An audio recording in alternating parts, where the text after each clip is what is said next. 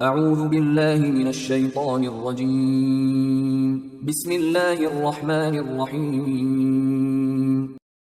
سورہ طٰہٰ آیات نمبر 99 تا 114 میں منکرین کو انتباہ کہ جو لوگ قرآن کی تکذیب کریں گے وہ ہمیشہ جہنم میں رہیں گے۔ پہاڑوں کے بارے میں ایک سوال کا جواب۔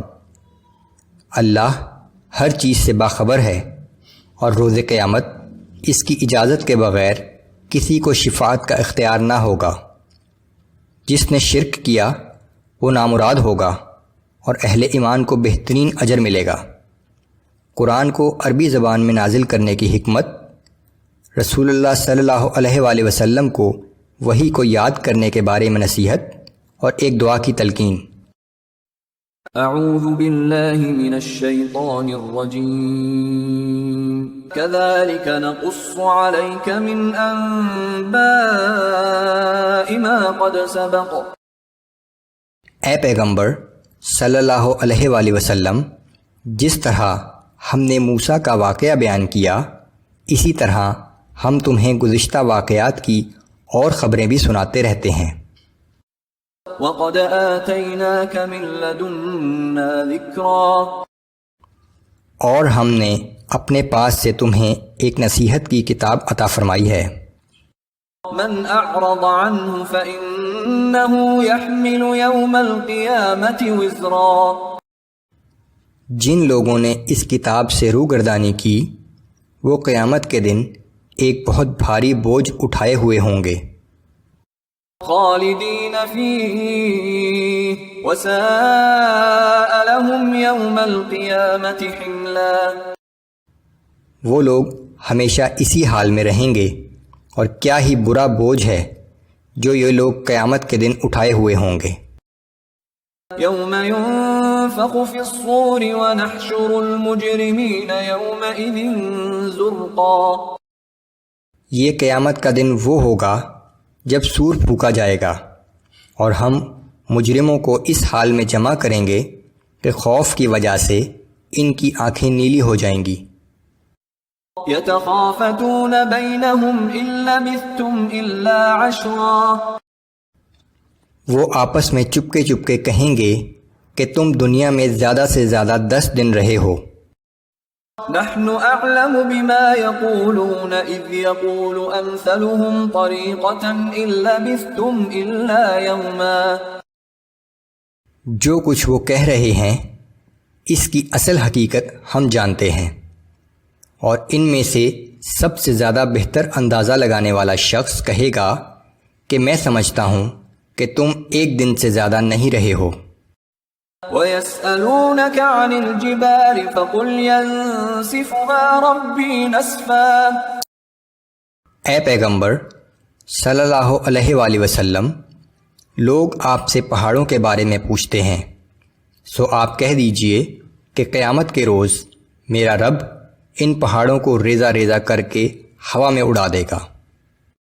فَيَذَرُهَا قَاعًا صَفْصَفًا لَا تَرَى فِيهَا عِوَجًا وَلَا أَمْتًا۔ اور زمین کو ایک ایسا ہموار میدان بنا دے گا جہاں نہ تمہیں کوئی موڑ نظر آئے گا اور نہ کوئی نشیب و فراز۔ يَوْمَئِذٍ يَتَّبِعُونَ الدَّاعِيَ لَا عِوَجَ لَهُ۔ اس دن سب لوگ بغیر کسی حیل و حجت کے ایک پکارنے والے کے پیچھے چل پڑیں گے۔ وَخَشَعَتِ الْأَصْوَاتُ لِلرَّحْمَنِ فَلَا تَسْمَعُ إِلَّا هَمْسًا۔ اور تمام آوازیں رحمان کے سامنے پست ہو جائیں گی اور تم ہلکی سی آہٹ کے سوا کچھ نہ سنو گے۔ يَوْمَئِذٍ لَا تَنفَعُ الشَّفَاعَةُ إِلَّا مَنْ أَذِنَ لَهُ الرَّحْمَنُ وَرَضِيَ لَهُ قَوْلًا۔ اس دن کسی کی سفارش کچھ فائدہ نہ دے سکے گی سوائے جسے رحمان نے اجازت دی ہو اور وہ اس کی بات سننا پسند کرے۔ يَعْلَمُ مَا بَيْنَ أَيْدِيهِمْ وَمَا خَلْفَهُمْ وَلَا يُحِيطُونَ بِهِ عِلْمًا۔ وہ لوگوں کے آگے اور پیچھے اور ان کے ماضی و مستقبل ہر چیز سے باخبر ہے، اور لوگ اپنے علم سے اس کے علم کا احاطہ نہیں کر سکتے۔ وعنت الوجوه للحي القيوم،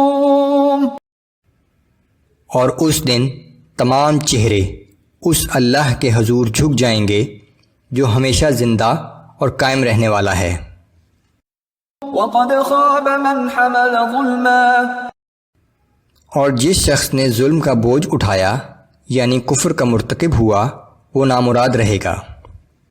ومن يعمل من الصالحات وهو مؤمن فلا يخاف ظلما ولا هضما، اور جس کسی نے نیک عمل کیے ہوں گے بشرطے کہ وہ صاحب ایمان بھی ہو تو اسے نہ کسی بے انصافی کا اندیشہ ہوگا اور نہ کسی طرح کی حق تلفی کا ڈر ہوگا۔